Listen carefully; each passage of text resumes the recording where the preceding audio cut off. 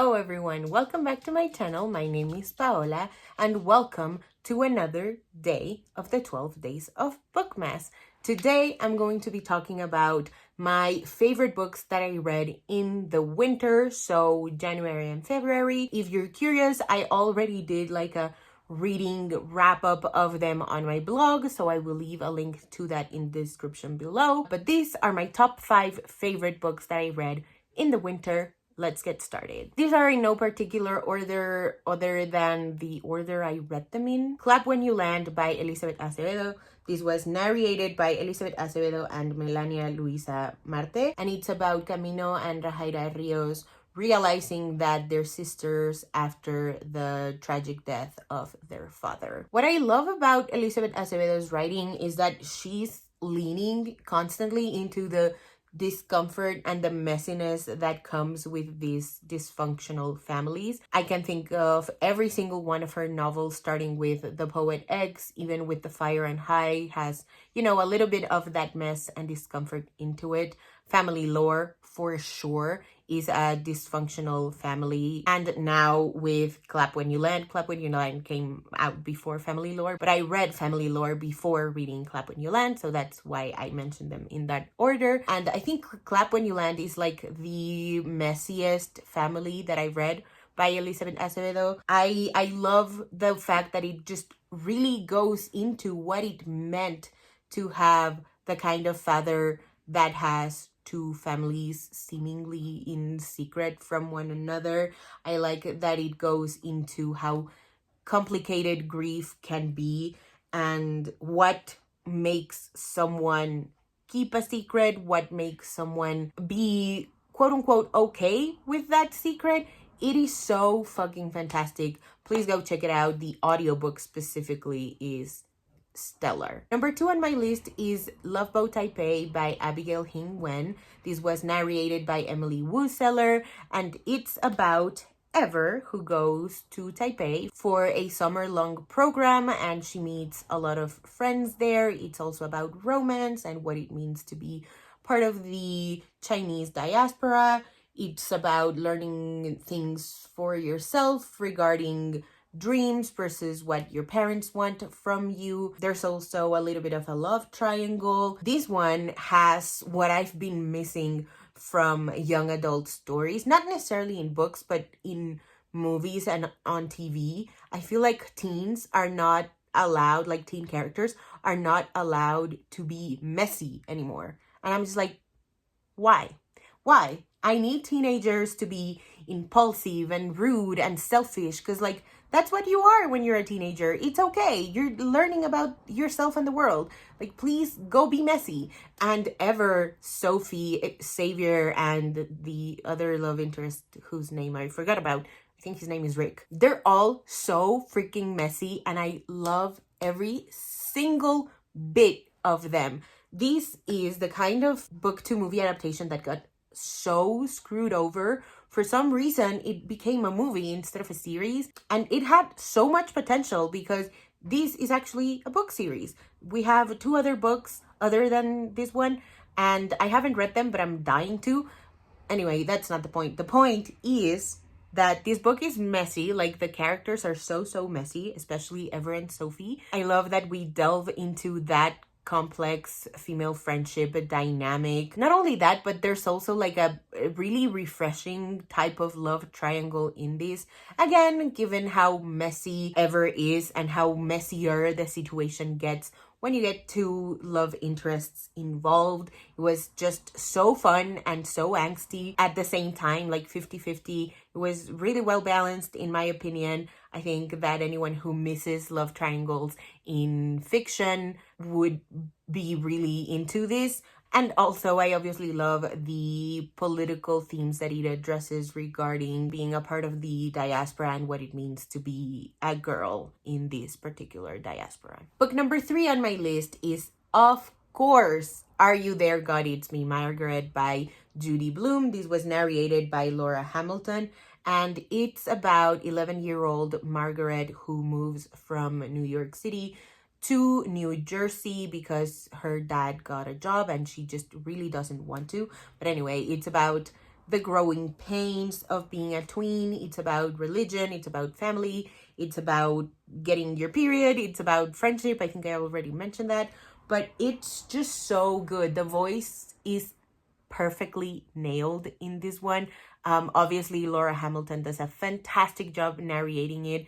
It genuinely feels like you're talking to an 11-year-old telling you her life story. It is so, so fun. Also, the characters are just delightful. Special shout out to our lead, Margaret, her mom, and her grandma, who might be my favorite, like, intergenerational household. Not household, like, the grandma does not live there, but like the intergenerational dynamic that these three bring to the table is so, so fun. This book was published in the 70s, I think, and it holds up so well. Big shout out to this book. It made me connect to my 11-year-old self in a way that I was not expecting. The movie is also fantastic, so if you haven't watched it, please do that. Book number 4 is, of course, The Color Purple by Alice Walker. This is an epistolary novel, and it's about abuse, survival, sisterhood, sexuality, and family. If you watched my tier ranking book to screen adaptations of 2023, you'll know that I didn't fully love the musical because I feel like it took away a lot of Celie's sexuality. It also didn't help that the person who played Celie and the person who played Shug Avery, in my opinion, didn't have a lot of chemistry. They also, I feel like, it took away a lot of the sisterhood themes. I feel like it was only barely there at the beginning, but Celie, in her letters to God, she's constantly thinking about her sister and what she's up to, and if she's thinking of her as well. I feel like the musical, at least the movie musical, is really sanitized.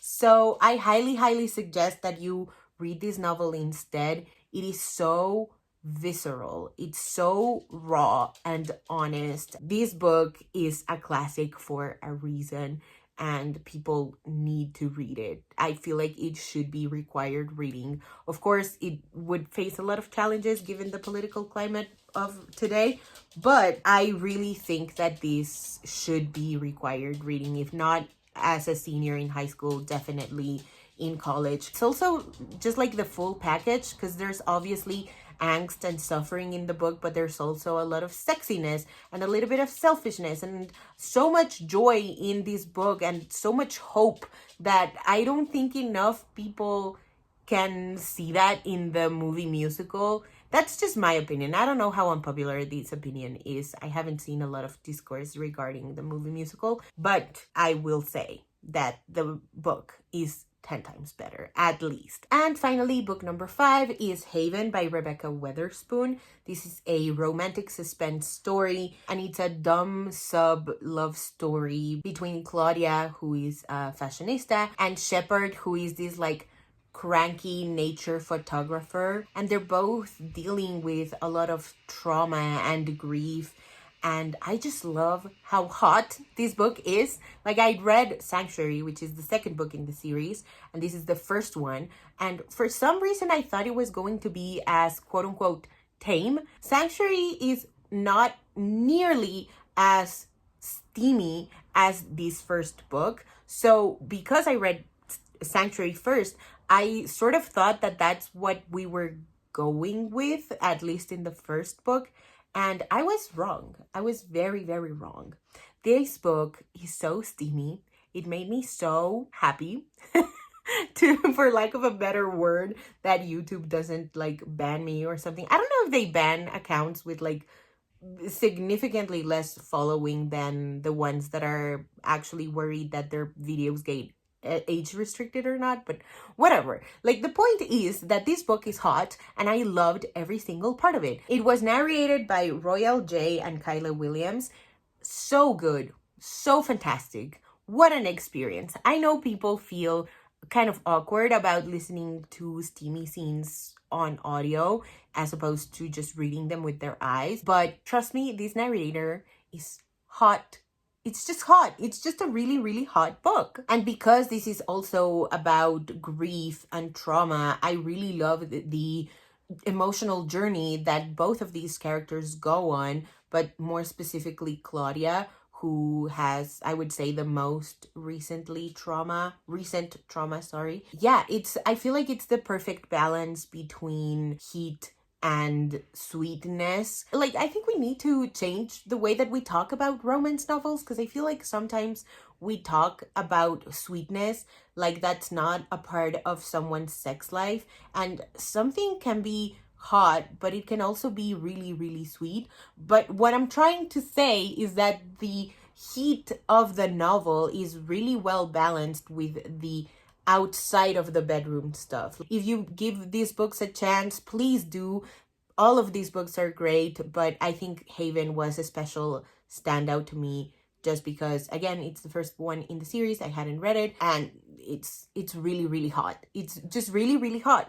Please read it. If you like steamy books, you will absolutely love Haven by Rebecca Weatherspoon. Alrighty, so that is it for today's video. Thank you guys so much for watching. If you haven't already and you'd like to, go ahead and hit subscribe, and I'll see you in the next one. Bye!